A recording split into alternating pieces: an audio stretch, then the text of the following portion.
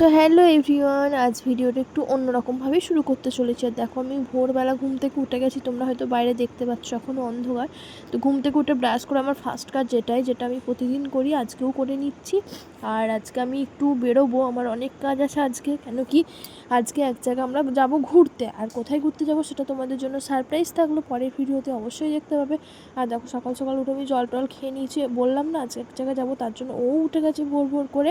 আর আমি সকালে সমস্ত কাজবাজ কমপ্লিট করে নিয়ে রান্নাবান্না করে নিয়ে বেরিয়ে গেছিলাম, কারণ শাশুড়িমা ছিল না বাড়িতে, তার জন্য রান্না আমাকেই করে যেতে হচ্ছিলো। আর দেখো আমরা যাচ্ছি এক জায়গায়, কোথায় যাব সেটা তো পরে ভিডিওতে বললাম, দেখবে।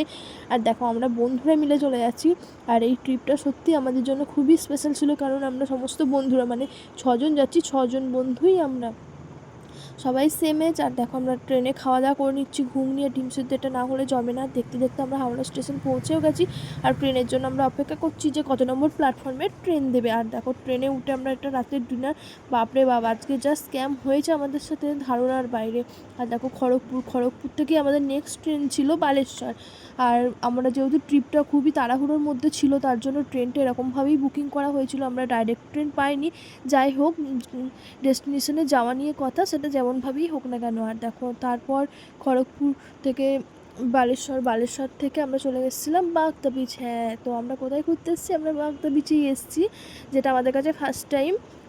এখানে সমস্ত কিছু খুবই সুন্দর ছিল, খাওয়া দাওয়া খুব সুন্দর ছিল। আর তোমরা তো দেখতেই পাবে কি আমরা কী কী খাচ্ছি। আর এরকম কথা বলতে বলতেই দেখো সকালে ব্রেকফাস্ট আমরা করে নিলাম।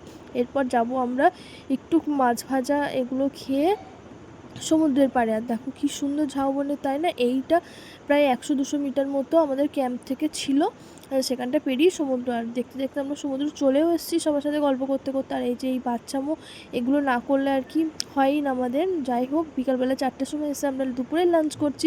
লাঞ্চে কী কী আছে সেটা তো তোমরা দেখতেই পাচ্ছ। আর দই আমি খাই না, সেটা স্কিপ করেছি। আর রাতের আমাদের টেন্টের ক্যাম্পের সিনটা তো তোমরা দেখতেই পেলে। আর পকোড়া দিয়ে গেল আমাদের, এগুলো আমাদের সব প্যাকেজের মধ্যে ইনক্লুড ছিল। আর এই করতে করতে আমরা দেখো বন্ধুরা মিলে একটু রিলস করে নিয়েছি, খুব মজা করেছিলাম। সেই মজা হয়েছিল, 2 দিনের জন্য এসেছি, মনে হচ্ছিলো যেন 2 মাস থেকে যায়, এরকমই একটা ব্যাপার। যাই হোক, তোমরাও ঘুরে এসে দেখতে পারো উইকেন্ডে, আমরা তো খুবই ভালো এনজয় করেছি। আমরা এখন চলে এসেছি রাতের ডিনার করতে। আজকে রাতে মনে হয় যত সম্ভব রুটি চিকেন কষা এরকমই থাকবে, মনে হয়, বলতে পারছি না ঠিক। তো চলো দেখা যাক কি হয় রাতের ডিনার। হ্যালো গাইজ, আজকে আমি কি খাবো এখনো বলতে পারছি না ঠিকঠাক। সো যাই খাই না কেন, পরের ভিডিওতে মিলিয়ে আপনাদেরকে সব দেখিয়ে দেবে। আর পাশের সিট এখনো খালি, ওই যে একজন ওখানে, এখানেও সিট খালি। চলে এসছে রাতের খাবার, রুটি চিকেনই এসছে, রুটি চিকেন আলু ভাজা পেঁয়াজ। তো আজকে খাবারটা জমে যাবে, তাই না মিষ্টি?